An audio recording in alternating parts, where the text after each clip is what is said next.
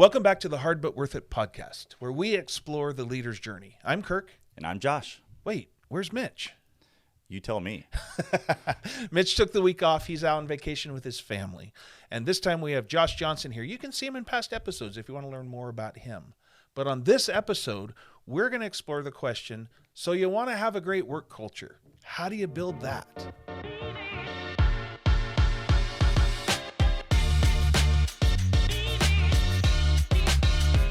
We dialogue about this a lot. Yeah. Why do you think this question matters? Well, I think everyone's trying to compete, and at the core of it, you also Will compete for what? Well, I mean, for a workforce that is going to ultimately win in the marketplace, that's going to create better work, it's going to serve your clients well or produce a better product, whatever it is that you do, we are now enlightened to know that culture matters. Yeah. That you can't just treat people like slaves. You can't just drive them into the ground. That you have to think of them as valuable, beings that are worthy of compensation, that have needs just like everyone else. And although they may not be owners, they have value and they contribute in a significant way. So in that, just like other relationships that we have and how we fit them in, we have to think in a work environment, how do I create a culture that builds the kind of quality of whether service or product that is going to help me compete in the marketplace? Yeah, I think that is something the millennials have actually been driving. They entered the workforce, almost 20 years ago, about 20 years ago. Yeah, and they showed up with this different energy. They intuitively understood something that I think took the rest of us a while to figure out, and that's what you're describing, that this culture thing really matters. In the past, it's amazing to know that 100 years ago, we were doing psychological studies where we figured out that humans weren't just part of machines. Like, that's a really new idea. And it's bizarre that that's new, but it's really true. But in the past, machines were the means of production. It's how value was being created. So most humans tended or fixed machines. Right. In the agricultural age, most humans were farmers, something like 70, 90%. But the means of production has changed. The way value is created is increasingly, we say it at Icon, the delivery of self to the market for the benefit of others, that who you are is now an integral part of that. And so building a high capacity, high quality work culture is what's releasing that innovation and creativity that was so desperately needed in our economy today. And so suddenly we find ourselves in a position where this culture question has been elevated significantly. And I think the millennials came along and kind of demanded it. Well, I think that's absolutely true, and I've seen it as a millennial. I'm an older millennial, being 41 now. I remember entering the workforce, and I started in the tech industry. Yeah. There were so many tech startups that were trying to do HR better. Yeah, they're trying to do something that would inspire better work culture in some way. I remember there were apps coming out. It was like, hey, the app for, remember that time period? And it's like the app for making HR benefits easier and how to gamify, making working out or healthy lifestyle decisions with your employees better, because if they're healthier, they will. So the end outcome is going to be that your company culture will be healthier, right? And you're going to get better productivity out of it. So it wasn't like altruistic. I mean, it all comes back to that everyone's been trying to figure out and experiment with for the last 20 years. How do I do little things within my work environment to get better output from my employees, and also not just attract the right employees, but be sticky, where they would want to stay, because we know that, sometimes there's value in that kind of longevity as well, because of, learned experiences building on themselves, and you're able to, produce better and better work over time. Yeah. And one of the things that I think this idea of building a great culture has become, like, as we're describing, it's become a centerpiece of what it means to be a business person or an entrepreneur. We really are focused on it. We really care. Tons of books are coming out around this subject. How do I do this? There's been a ton of experiments run about how to do this. I remember back in that same era, used to find a ping pong table in every cool business, Yeah. and you'd be sitting there at your computer trying to work, hearing someone playing ping pong back and forth, and it turns Totally. out, unless everyone's playing ping pong, it's kind of annoying, Yeah. right? And we used to try to bolt on all of these attempts, making work feel more like a living room, Right. couches and coffee Yep. available, Loungy. and lounge, yeah, and Yeah. not like the cubicle thing, like breaking those barriers down, open, right? long tables where everyone works together. Yeah, video games, Right. hopefully more collaborative in the process. So we've been running a bunch of experiments for a long time now, And not a all of couple them decades. have failed. Some of them we've had to pivot. Yeah. What do you think it means today to build a great company culture? Man, that's a great question. I think it starts with realizing that these are humans that actually desire connection and connectivity with one another, the people they work with, but also with the work itself, that they feel meaning in the work. So I think that if you're connecting with your colleagues in a way that feels honoring and just brings a lot of value to your life, and the work you're doing seems meaningful, like for the time that you're in right now. So whatever stage you're in your career, if the job or role that you're in, it feels meaningful to your progression as someone, and whatever those goals are, I think that's going to be a sticky work environment. What do you mean by sticky? I think that it's going to be tough for you to be looking on Indeed.com for the next gig. Right. Because it's not going to be just money, because someone's not going to be able to lure you away for $2 an hour or more. Right. There's something about it that is beyond that. But if you hate the coworkers because they aren't a great fit, and even if you love the boss, but your coworkers bring about a lot of stress in your life, and if the work is menial and you don't actually see the bigger picture, or it's just not something you like doing, you won't be there long. Yeah. One of the ways that I think some owners and some employees will talk about what that might feel like, which I think is actually a big problem, is they'll describe it like a family. Right? You guys are family. Let's do life together. It's this. I'm sorry. It's cringy, right? If you think about it. I just took a bite of a lemon. So we agree. We hate this metaphor. It's prolific in certain environments. And I hear it from employees and employers, from owners, and it's like, it feels like we're a family, right? Well, it's a metaphor. It feels like we're a family. So that to start out, let's just know that's a metaphor. But I think it's a terrible metaphor for this. And so when you build this company culture where there's belonging, there's commitment, there's buy-in, there's connection, there's relationship, I think it's a bad idea to take it all the way to this family metaphor, because number one, you cannot fire your family. And if you take, I thought we could.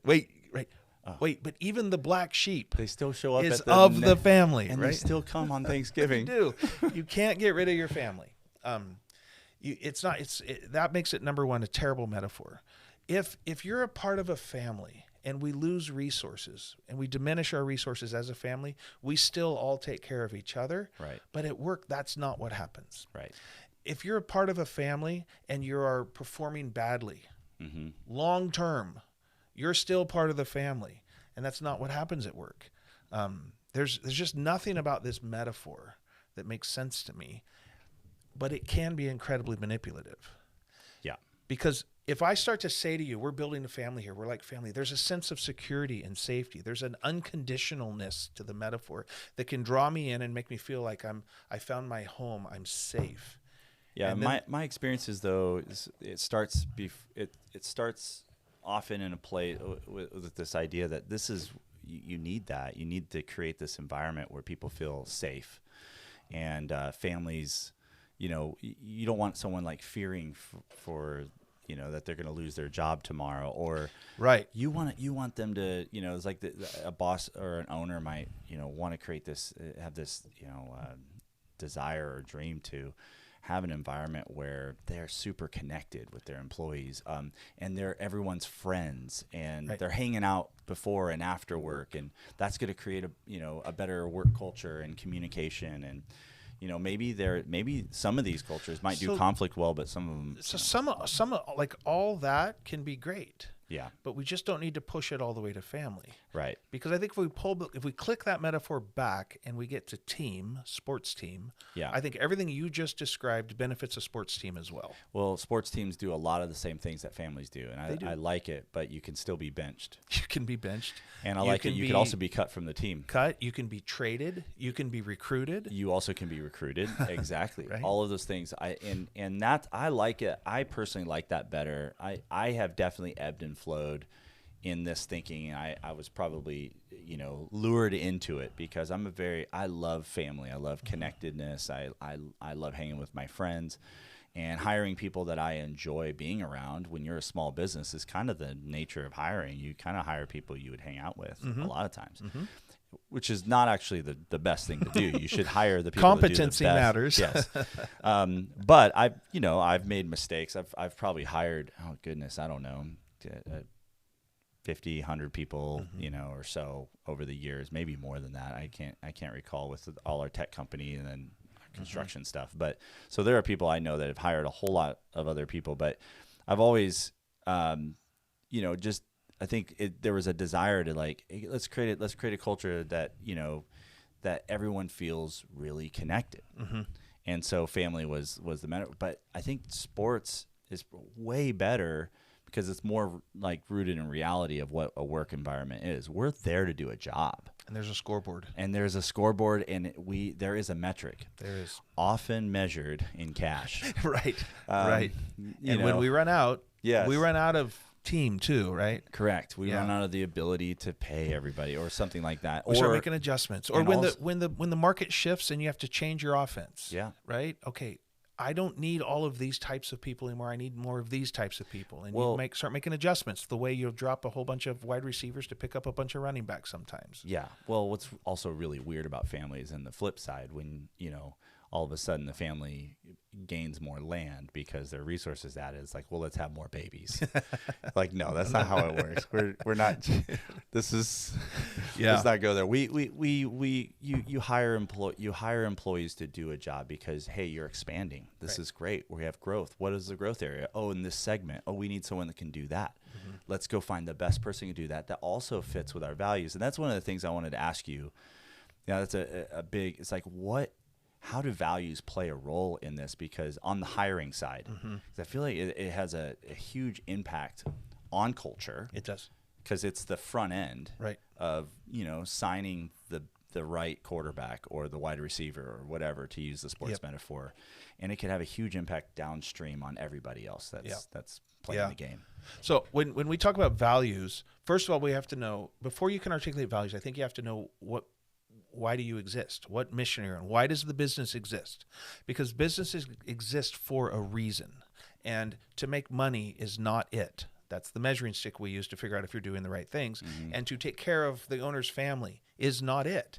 Because the customers don't care about the owner's family. I know they care about people, but that's not the right answer. So you want to come to an understanding of why do we exist? Because different kinds of businesses need different kinds of people. And then what you do is you get to the values. So we know why we exist. That's going to help us understand the kind of people that want to be on this mission, right? So then we get to values, and people often make their list of values, and it's basically virtue ethics, honesty, integrity, quality, which are fine unless you're building a low quality product and that's the right for the mission you're on. So then that one doesn't work. So virtue ethics are fine in a values statement, but that's just called being a good human. And what we need is a certain type of good human. And so what we're looking for in values is people like us do things like this, to quote Seth Godin, right? And people not like us don't do things like this. And we need to know where those lines are. Right. So that gets us to this idea. Values that don't convert to behaviors are aspirational at best, manipulative at worst, right?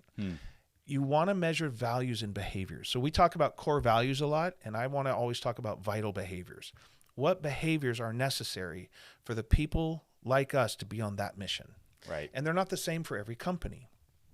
So I work with a company right now that's highly regulated and where details really matter. And there's a certain type of person that's really good at that.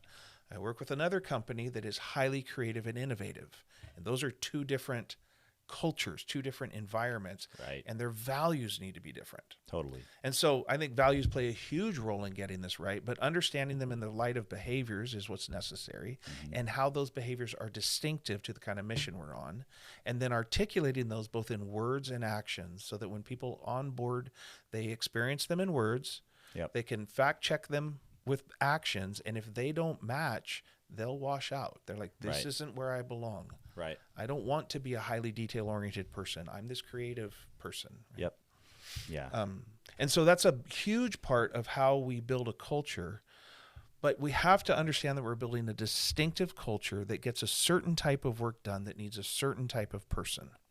And when we can get those two things, organizational objectives and individual objectives, to align, that's where I think the magic happens. That's how you build a culture. Right? Yeah. Well, we had this work culture, kind of the Google, inspiration for ping pong tables, Yeah. lounges, Yeah. get everyone working there. And we saw, I think over the years, a lot of people mimic that and maybe use that as a tool, these environments, these kind of external environments to try and create culture, or to facilitate a culture that they hoped for. And then it started to, look like, oh, maybe they're creating all this and doing all this so we'd work here more, so we'd be here more and spend more time here. And actually, it wasn't not true. It was, kind of makes sense. Yeah. Good job. Like, you did it. Yeah, that makes sense. For a little while. Right. And then 2020 happens, and we hit the pandemic, and remote work hits. Right. And now we're coming back into the workplace, not meaning to date this podcast, but, timelines, kind of are interesting at a macro level and how they impact what does it look like, this question of culture, that we're hoping to build. And people are coming back with like different expectations in some parts of our country when they're coming back to the workforce. Like, hey, I'm not hooked as much by the cornhole, necessarily. No offense, it's great that it's there, but I actually want more. Right. I want to feel connected to my work. I want to feel connected to my colleagues. I want to enjoy being at the place that I'm at. And environment isn't a zero, but it's not 100% of it either. Right. So it's, where is it? Right. And it might be all those things together. That if we're doing meaningful work and we're hiring people that actually are behaviorally a really good fit and just the kind of people that that can do the job and also we would enjoy doing the job with, then when you add environment to that as a subset of that equation, that becomes icing on the cake. But it's just not the cake. And I think maybe a that's lot where of we're people try getting to get that backwards. They try to think, well, the work itself might be not that fun or great, but let me give you this perk or let me give you that to make it fun or great, right? And I think that's a mistake. I think so. Again, there's nothing wrong with adding all that stuff, right? If you can afford it, and if you can find a way to build a credible ROI, which isn't going to be a direct line, right? But a credible way to show this is part of what it takes to have this group of people create that amazing output. Right. That's fine. But at the center of it is the notion that it's work. And work is I think of work as simply the creation of value that benefits others. Whatever you're doing that meets that criteria. Right. Sometimes, and maybe even often, measured in cash. But work itself is where the meaning and purpose comes from. If you have to bolt something onto it, that's an external motivator, right? So external motivations are punishment and rewards, and they're fine. But what's fascinating about this new work culture that we're living in, this new economic culture we're living in, is that external motivation is no longer effective at getting quality work output done. Right. So if you're saying, look, I know the work's hard and you don't like it, but here's a ping pong table, that's external motivation, and that won't get you where you want to go. Right. What you want to do is have the work itself be meaningful. And to do that, it has to come from an intrinsically motivated place.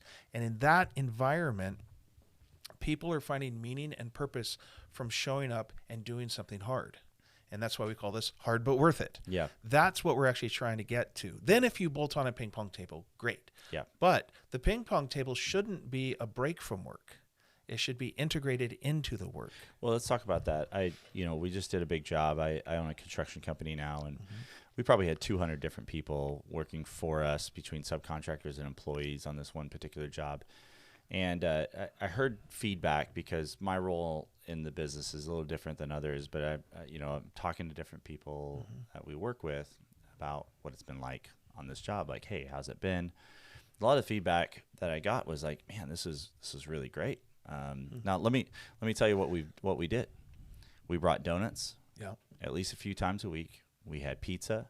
We had other subcontractors bring tamales and homemade this and that, and I mean it was like all that we could do. Water bottles, everything, like we just to make the environment as easy and encouraging to be in as possible.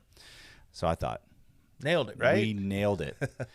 Guess what they said was what did they say? What they actually felt is I thought they were going to tell me that the pizza was timely, that it was delicious. Yeah. And it was actually how when crap hit the fan, when everything went wrong, it was how we managed through that, how we communicated through that, how we problem solved and worked through conflict together.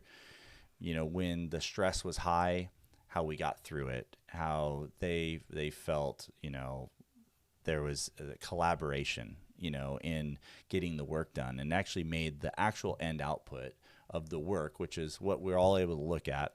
We can see it on a video now. We can actually walk through it, and we're proud of it. We could look at those and see stories of, well, remember when that problem happened? Right. Remember when that problem happened? And we can all remember we found a solution. Right. And we got through it, and we kept relationship through it, and everything didn't just fall apart. And not that the pizza didn't matter, but I'll tell you what the pizza played a role in. We used pizza as a tool when we had it out. We joined everyone for pizza, and I got to know people, and I got to connect with them. The employees of our subcontractors, the people that are often you don't know their names, and that is, I think, what the light bulb turned on for me is that, if we can use these external things as a way to connect with people, then that's a powerful tool. Right. So now what we integrate, I'd say one of the things that we do at our company really well is probably one of the most hidden benefits that I don't put in our job description or something to expect, but we do a lot of team connections over meals and coffee. And it's a way for us to one, give something that they normally would have to pay for themselves, and that's kind of nice. And just see how I You're think building social infrastructure. Yeah. Right. You're building the fabric of an environment that can then solve problems. Right. Right. But yeah, I love that the feedback you got wasn't the pizza. It was the culture itself, and the culture itself is the way humans relate to each other. That's what they valued. Right. Yeah. So I think it's fantastic that people want to build a great work culture. I think it's fantastic that the millennial tribe has come up and said, we kind of demand it. We're going to figure this thing out, right? I don't think it has to do with building a family. I don't think it has to do with bolting on fun, right? If work itself isn't fun in its own right, I don't think bolting on fun is going to help with this problem. Right. But we started this by saying, so you want to build a great work culture. How do you do that? How would you answer that question to a millennial leader that is trying to actually, they've had some bumps and bruises along the way. They've tried some of what we've talked about, and now they're trying to take this seriously. Like, what do they do? Yeah, I think first they need to hire people that are connected to the work, that feel like this is the work they want to do in this time of their life. And you don't have to live in the illusion that that's going to always be true for them. Right. That's okay. It's okay. People move on. I hold my employees very loosely in that way, but I also, like a golf grip, we talked about this before, where a golf grip it's loose, it's tight and loose again in the process. And I think there's a benefit to that, and like how you hold on to these relationships that are employees, is that they're going to grow. They might need to grow out of your organization because you don't have any more you don't have no more ladder for them to go to, and they're maybe not trying to be an owner of anything. They really just want to be a great employee. So there's that. But then so the connectedness to the work really matters. But then also creating a culture that finding those ways where they could also feel connected to the people they work with, whether it's you or their leaders or their direct reports, managers, whatever you call it in your organization. Find a tool, an external tool that is not the cake, but it is the icing that gets them that keeps them connected and clear about what it is that they're doing. Because if they have the passion, if they have, you can call it the mission or the calling or something they see themselves moving into, and that role is actually fulfilling to them, that's amazing. But then if you can get them feeling connected to those that they work with, man, there's not going to be a $2 opportunity out there next door with another competing company that's going to be able to pull them away. Yeah, we call that. At Icon, we talk about how we really want to we want to create companies and help people create companies where they can pay people well. Like, that's fine. Oh, can I say something? Of course. You got to pay people well too. You have to pay people well. Yes, I forgot to add that. Is that if you got to pay the $2 an hour. If your level is here and everyone else is here, you have to pay people well. Yeah. And what we mean by that is competitively, right? Yes, I'm not correct. talking about whatever this living wage standard thing is. It's Right. just you got to be able to pay people relative to the value they're creating and pay them well. Correct, I always tell correct. people you don't want your people, especially the ones you're interdependent on, the ones that are really Right. part of the inner circle, you don't want them to be poachable for a couple bucks an hour. Right. Get them over that hurdle. Okay, that's great. But that's not how you create a sticky job. Culture isn't found in how you pay people. Culture is found in what we call psychological compensation. And you can compensate people by creating a space for them where they can do something that matters, something that creates meaning and purpose, something where they can go after mastery, they can get better at something, they can engage it in a way that has some resistance and struggle involved in it, but they can show up every day to work and go, this matters to me. I want to do this. Absolutely. When you've got those two things cooking, I think you're starting to get at this question of what does it mean to have a great culture. Then the next one is connection, like you said. There's a Gallup study that makes a list of what makes jobs sticky. One of the things on the list, I can't remember the whole list. There's a number of stuff, and it's the standard list. But one stood out. They have to have, for a person to really find work meaningful, they have to have a best friend at work. It's not just a friend.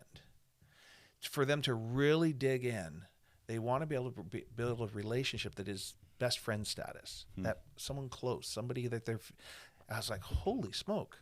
But if you think about it, if you join a baseball team, if you join a church, if you have a favorite bar, if you're part of a band, if you're part of any group and you don't form a significant relationship with somebody in the group, you might float away after a couple of years. It just doesn't stick.